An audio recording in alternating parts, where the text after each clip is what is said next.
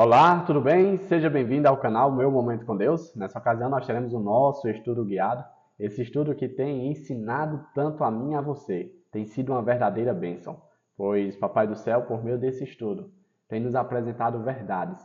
Verdades essas que, podemos dizer, estavam sendo silenciadas com o passar do tempo. E por meio dessas verdades, eu e você poderemos nos posicionar. Podemos tomar as melhores decisões.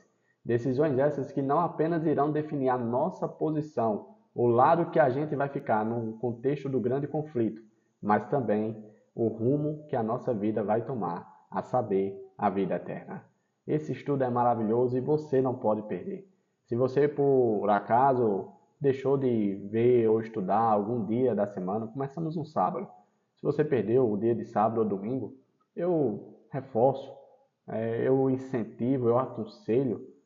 Veja os outros vídeos, assista, bote na velocidade 2 se for preciso, mas não perca o conteúdo, porque isso não apenas vai te trazer ensinamentos, mas também vai te ajudar a entender assuntos complexos, assuntos que são abafados, assuntos que muitas vezes são ensinados da maneira errada. Mas nós estamos aqui aprendendo à luz da Bíblia. E hoje nós teremos um novo tema.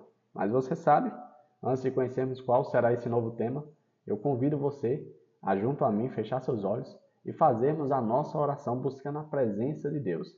Não podemos, nunca, jamais, estudar a palavra sem antes pedir a presença de Deus, pedir o seu esclarecimento, o seu ensinamento, pois Ele, com certeza, vai nos ouvir e vai trazer luz às suas palavras. E assim nós iremos sair para o estudo, cheio de sabedoria, cheio de entendimento, para não apenas entender, mas também para viver as verdades bíblicas apresentadas. Então, sem muitas delongas, vamos orar?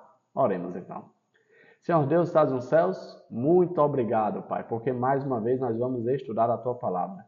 Isso é um grande privilégio, pois nós sabemos que existem locais pelo mundo que as pessoas têm um desejo enorme de Te conhecer, mas por conta da política, da legislação dos lugares, elas não têm acesso à Tua palavra. Que o Senhor, de alguma forma, possa se revelar a elas, assim como o Senhor se revela a nós por meio da Tua palavra. Dai-nos o Teu Santo Espírito, Pai. Nos ensina, nos dá poder, nos dá autoridade para viver a Tua palavra.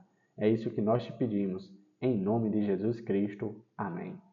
Pois muito bem, o tema do nosso estudo hoje é morte no Antigo Testamento. Nós estamos estudando um pouquinho sobre isso aí, essa doutrina tão importante que, podemos dizer assim, é ensinada de maneira tão equivocada aí pelas outras denominações.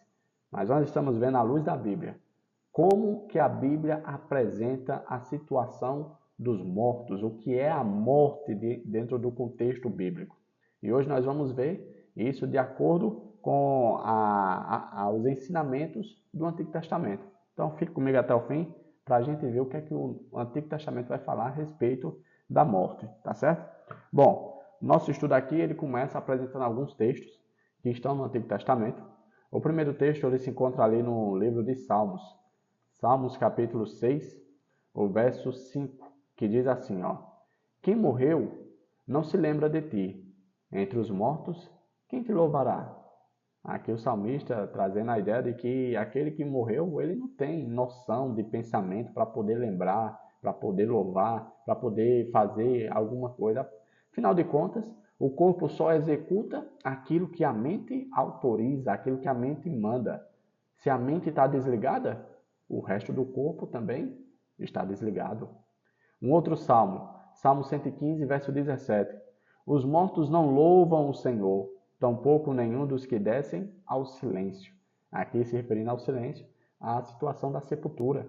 Né? Com certeza é um local de silêncio. Debaixo da terra, como as pessoas dizem, a 7 palmos abaixo do chão, com certeza é um local de silêncio. 1 Reis 2:10. Então, Davi descansou com os seus antepassados e foi sepultado na cidade de Davi. Onde foi que Davi descansou?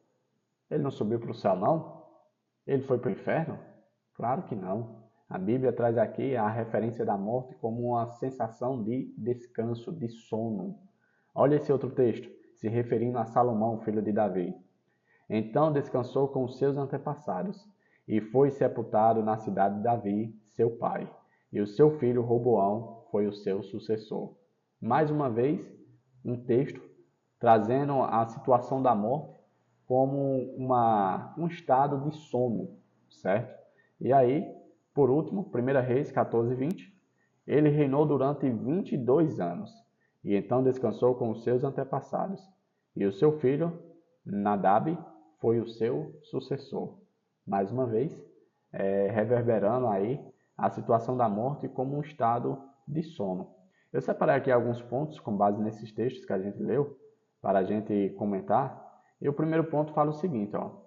O Antigo Testamento não ensina a imortalidade da alma. Em nenhum canto você vai ver menção partindo de Deus a respeito dessa situação que tanto é difundida nos dias de hoje.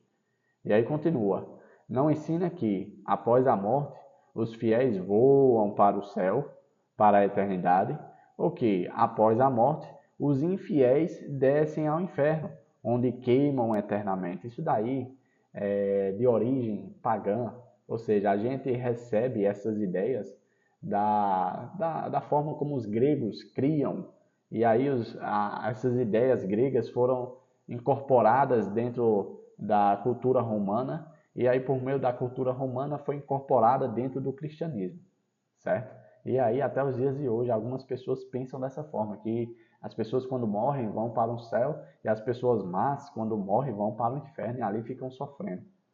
De onde surgiu isso? De culturas pagãs, né? E aí continua. Ensina que a morte é um sono. É isso que a Bíblia fala no Antigo Testamento. A Bíblia usa a expressão descansou ou dormiu com os seus pais para descrever a morte dos patriarcas e o sono da morte. Olha o que esse salmo fala, o Salmo 17, verso 5. O salmista escreveu: Eu, porém, na justiça, contemplarei a tua face. Quando o quê? Quando acordar, me satisfarei com a tua semelhança. O salmista aqui, ele descrevendo, olha, como Salomão falou, que os vivos sabem que hão de morrer, o salmista já reconhecia isso. Ele diz, olha, quando eu morrer, eu vou dormir, mas eu sei que um dia eu vou acordar. Eu vou despertar. Do quê? Do sono. Alguém acorda voltando da eternidade? Não. Alguém acorda saindo do inferno? Não.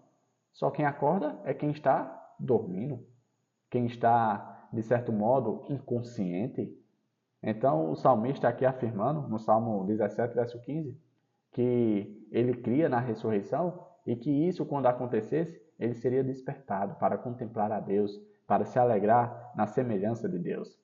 Um outro ponto que eu destaquei aqui diz o seguinte: a ideia dos mortos como espíritos desencarnados pairando para se comunicar com os vivos não é um conceito bíblico, mas puro paganismo, ou seja, de origem de Satanás. Lembra a mentira que ele falou para Eva? Certamente não morrerás.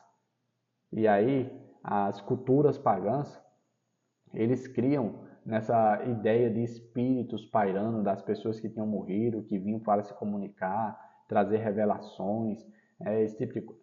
Tudo pagão. Dentro do povo de Deus, dentro do contexto da palavra de Deus, não tinha espaço para isso. Deus nunca afirmou isso.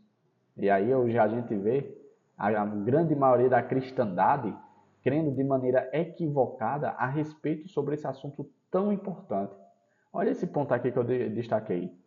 A falha, ou seja, o erro em entender a verdade sobre a morte, nos deixam vulneráveis aos enganos de Satanás. Está vendo como é tão importante? Eu lembro, por exemplo, que a verdade sobre a morte para minha mãe e para mim também foi uma bênção extraordinária.